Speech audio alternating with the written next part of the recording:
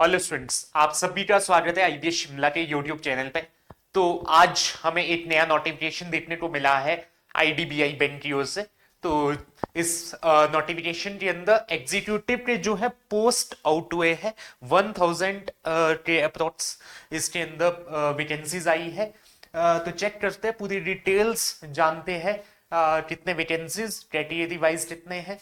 और इस जो नोटिफिकेशन के अंदर है एग्जामिनेशन जो होना है, एग्जाम के अंदर कौन सी चीजें इंपॉर्टेंट रहने वाली है, और साथ ही साथ इसका फीस कितना रहेगा, और सिलेक्शन प्रोसेस में एग्जामिनेशन के बाद क्या पर्सनल इंटरव्यू होना है या नहीं होना है।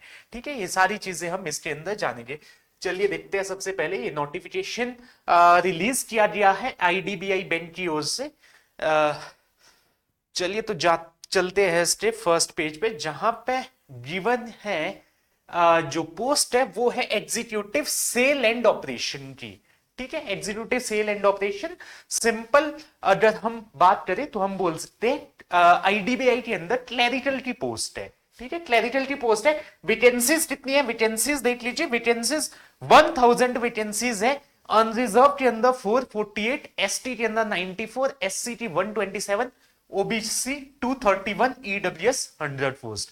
बाकी पीडब्ल्यू बीडी की एसटी है आपकी 10, वीएचटी एचएसटी 10, ओएसटी 10 और एमडी और आईडी की 10।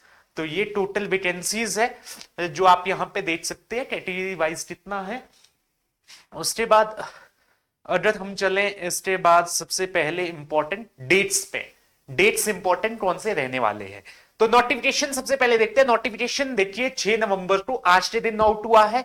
उसके बाद अगर मैं बात करूं जो एलिजिबिलिटी रहेगी आपकी, तो एलिजिबिलिटी कैलकुलेट होगी स्टूडेंट्स आपकी अक्टूबर 1 अक्टूबर के अकॉर्डिंग आपकी एलिजिबिलिटी जो है इसके अंदर रहेगी। Cut off date eligibility criteria के लिए जो एज के लिए और साथ ही साथ एजुकेशनल क्वालिफिकेशन के लिए, इसका मतलब क्या है कि 1 तारीख के अकॉर्डिंग आपकी जो है 1 अक्टूबर के अकॉर्डिंग आपकी जो है एज इसके अंदर होनी चाहिए। जो भी एज इसके अंदर रहेगी 20 से 25 साल इसके अंदर एज है वो रहेगी। दूसरी चीज, एजुकेशनल क्वालिफिकेशन 1 तारीख को 1 अक्टूबर को आके कंप्लीट होनी चाहिए।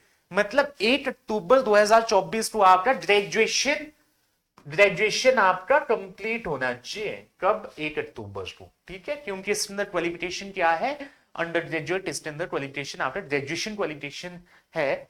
और उसके बाद अगर मैं बात करूं ऑनलाइन रजिस्ट्रेशन कब से कब होना है, तो वो होना है 7 नवंबर से लेकर 16 नवंबर तक। मतलब लास्ट डेट है 16 नवंबर अप्लाई करने का।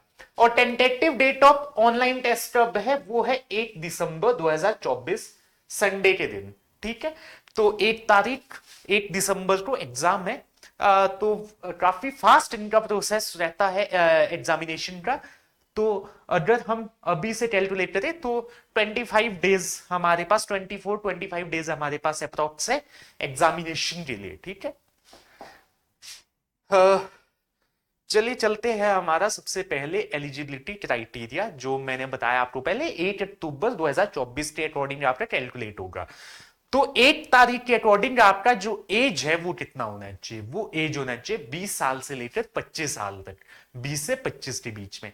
मतलब आपका जो बर्थ होना चाहिए वो होना चाहिए 2 अक्टूबर 1999, 1999 के बाद का, और 2004, 1 अक्टूबर 2004 के पहले का या इस दिन का। मतलब दोनों ही डेट्स क्या है, इंक्लूसिव है।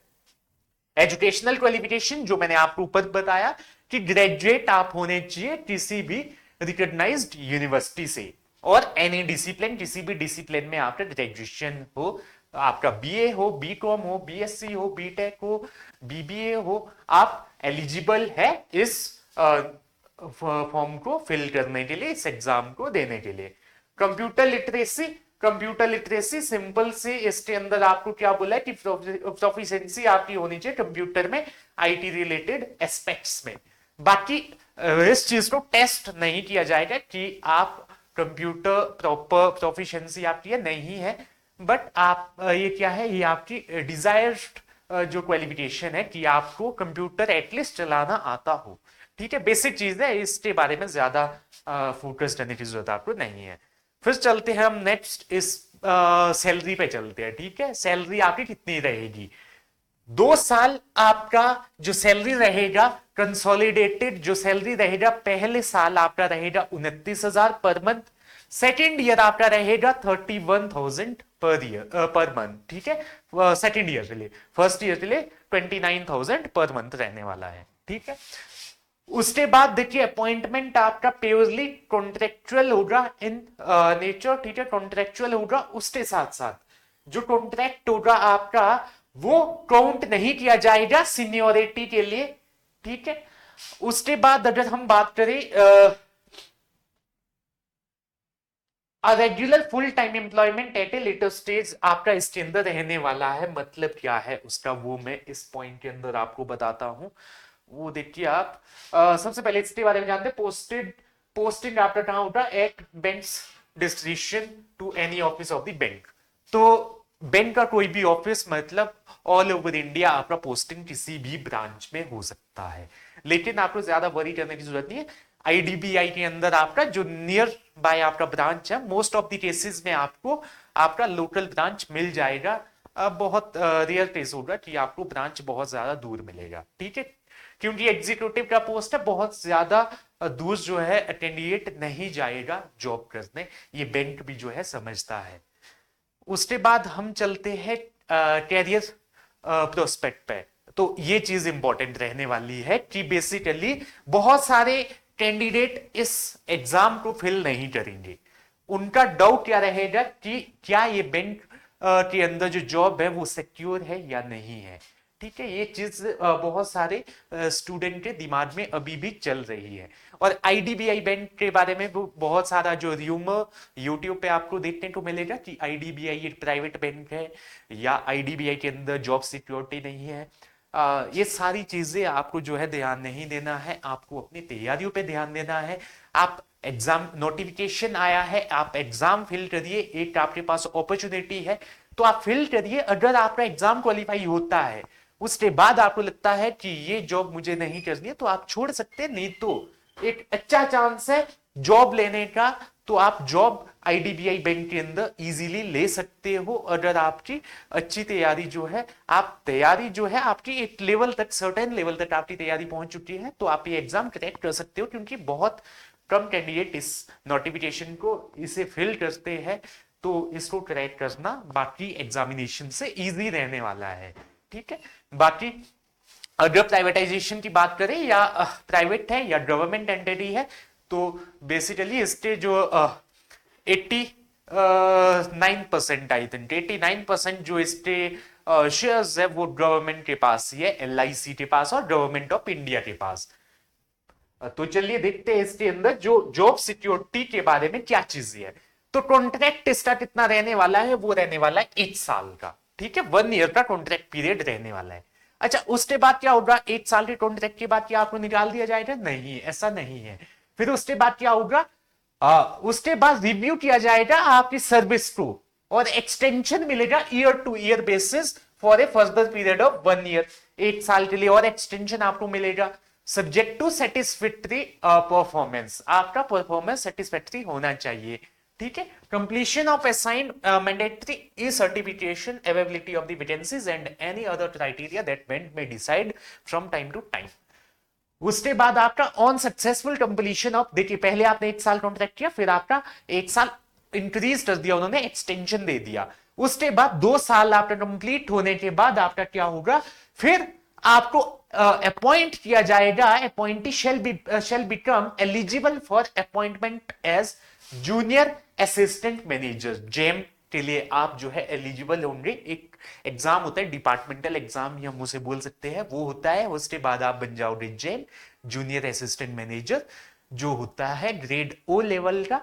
आईडीबीआई बैंक के अंदर अपने इन्होंने लेवल्स बनाए हैं, ग्रेड ओ लेवल के अंदर आप जाओगे, जहां पे आपका सैलरी कितना रहेगा? वहां आपका सैलरी रहेगा, सीटीसी आपका रहेगा 6,14,000। ठीक है, 6.14 लाख से लेकर 6,50,000 पर एन्यूम क्लास ए सिटी के अंदर आपका जो है रहने वाला है स्टार्टिंग सैलरी। ठीक है, जब आप ज्वाइन करेंगे एज ए जेम 2 साल के बाद। ठीक है, तो ये पूरा सैलरी के बारे में था, और साथ में जो आपका इसके अंदर जॉब है, जॉब सिक्योरिटी के बारे में मैंने पूरी चीजें आपको बताई डिटेल में। फिर भी आपका कोई डाउट हो तो आप कमेंट करके पूछ सकते हैं। चलिए उसके बाद चलते हैं हम सिलेक्शन प्रोसेस पे। सिलेक्शन प्रोसेस क्या रहने वाला है, एक तो आपका ऑनलाइन टेस्ट होगा, डॉक्यूमेंट वेरिफिकेशन होगा, पर्सनल इंटरव्यू रहेगा आपका, फिर प्री रिक्रूटमेंट मेडिकल टेस्ट जो आपका हर एक एग्जामिनेशन के बाद रहता है। उसके बाद आते हैं हम जो आपका कंप्यूटर बेस्ड टेस्ट रहने वाला है, तो उसके अंदर क्या रहने वाला है, लॉजिकल रीजनिंग और डाटा एनालिसिस एंड इंटरप्रिटेशन। ये रहने वाला है 60 क्वेश्चन 60 मार्क्स के, और 40 मिनट आपका टाइम मिलेगा। इंग्लिश लैंग्वेज 40 क्वेश्चन 40 मार्क्स और 20 मिनट्स का टाइम रहने वाला है। क्वांट के 40 क्वेश्चन 40 मार्क्स 35 मिनट का time. General economy banking awareness computer IT 60 question 60 marks 25 minute इसमें रहने वाला है। तो इन सबका लेवल अगर मैं बता दूं, तो लेवल की अगर बात करें तो इजी लेवल इसका रहेगा, ज्यादा टफ लेवल नहीं रहेगा।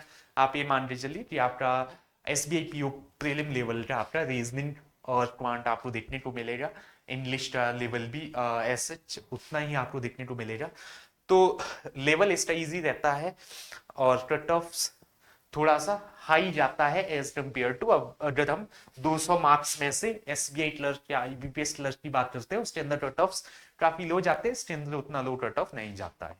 ठीक है, उसके बाद हम चलते हैं नेक्स्ट अपना पेनल्टी। ठीक है, सिंपल सी बात है, यहां पे भी सेम बैंक के अंदर जो होता है 1/4 का नेगेटिव मार्किंग होगा 0.25 का। ठीक है, फिर आपका उसके बाद candidate qualifying in OT online test will form the pool of shortlisted candidate and will be eligible for further selection process। जो भी ओटी के अंदर जो है शॉर्टलिस्ट कैंडिडेट होंगे वो फर्दर प्रोसेस के लिए जाएंगे, मतलब पर्सनल इंटरव्यू के लिए जो है जाएंगे। पर्सनल इंटरव्यू रहेगा, ठीक है, based on number of vacancies. आपका जो रेशियो रहता है बेसिकली 1:3 रहता है कि इंटरव्यू के लिए अगर 8 सीट है तो 3 कैंडिडेट को इंटरव्यू के लिए बुलाया जाता है। बाकी रेशियो बैंक डिसाइड करेगा, बैंक अपना कितने पर्सन को इंटरव्यू के लिए बुलाना है वो बेसिकली यहां दिया है कि वो बैंक अपना डिसाइड करेगा, और कट ऑफ उसके बेसिस पे डिसाइड किया जाएगा। बाकी उसके बाद जो इंपॉर्टेंट चीज हमारे लिए यहाँ पे रहने वाली है वो रहने वाली है एक तो एज रिलैक्सेशन। ठीक है, क्योंकि एज इसके अंदर 20 से लेकर 25 साल है, तो एज रिलैक्सेशन कितना मिलने वाला है, एससी एसटी कैटेगरी को 5 साल का, ओबीसी को 3 साल का, और पीडब्ल्यूडी कैंडिडेट को मिलने वाला है 10 साल का। ठीक है, एक सर्विसमैन को 5 साल का, और पर्सन अफेक्टेड बाय 1984 ईयर्स तो उनको 5 इयर्स का। ठीक है, उसके बाद चलिए चलते हैं एजुकेशनल क्वालिफिकेशन पे। हमने बात कर ली है पूरी क्या चीजें थी। ठीक है, और कैसे आपने अप्लाई करना है वो सारी चीजें बेसिक आपने जाना है। आईडीबीआई की वेबसाइट पे आप जाएंगे, वहां से आप जो है अप्लाई अपना कर देंगे। उसके बाद दोस्तों इसके अंदर जो आपके लिए इंपॉर्टेंट चीज रहने वाली है वो रहने वाली है फीस की। फीस कितना रहने वाला है, तो फीस 1050 रुपए फीस रहने वाला है आपका जनरल कैंडिडेट्स के लिए, और एससी एसटी पीडब्ल्यूडी कैंडिडेट्स के लिए उनके लिए रहने वाला है 250 रुपीज। ठीक है, ये थी फीस की बात। बाकी चलते हैं लास्ट अब इसका जो है डॉक्यूमेंट्स। देखिए क्या क्या चाहिए आपको, एजुकेशनल क्वालिफिकेशन के डॉक्यूमेंट्स आपके पास होने चाहिए। एज के लिए आपको 10th और +2 का जो मार्कशीट है वो चाहिए है, और एजुकेशनल आपका ग्रेजुएशन 10th +2 सारे मार्कशीट आपके पास होने चाहिए। कास्ट सर्टिफिकेट आपके पास होना चाहिए अगर आपने डिक्लेयर किया है, इफ डिक्लेयर्ड। अगर आप एससी एसटी ओबीसी से फिल करे हो तो आपके पास कास्ट सर्टिफिकेट होना चाहिए। वर्क एक्सपीरियंस अगर आपने डिक्लेयर किया है तभी आपके पास वर्क एक्सपीरियंस का सर्टिफिकेट होना चाहिए, अदरवाइज कोई भी वर्क एक्सपीरियंस की इसके अंदर जरूरत नहीं है। ठीक है, पीडब्ल्यूडी सर्टिफिकेट भी होना चाहिए। फोटो आइडेंटिटी आपके पास होना चाहिए, कोई भी आपका आइडेंटिटी प्रूफ हो।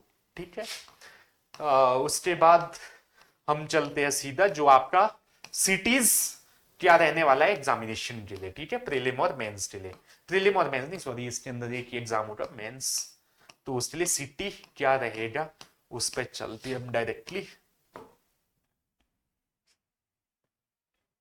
चलिए तो ये देखिए अंडमान निकोबार, पोर्ट ब्लेयर, इस तरह से सारे सिटीज देंगे। हरियाणा के अंदर अंबाला, फरीदाबाद, गुरुग्राम। हिमाचल के अंदर बिलासपुर, हमीरपुर, कांडला, कुल्लू, मंडी, शिमला, सोलन और उन्ना, ये सारे सिटीज रहने वाले हैं। ये इन सभी जगह पे आपका एग्जामिनेशन जो है होगा। जम्मू के अंदर ये सिटीज है, झारखंड के अंदर है, तो सारे सिटीज यहाँ पे दिया, आप चेक कर सकते हैं अपने अपने स्टेट के अंदर कौन से सिटी आपके एग्जामिनेशन के लिए रहने वाले हैं।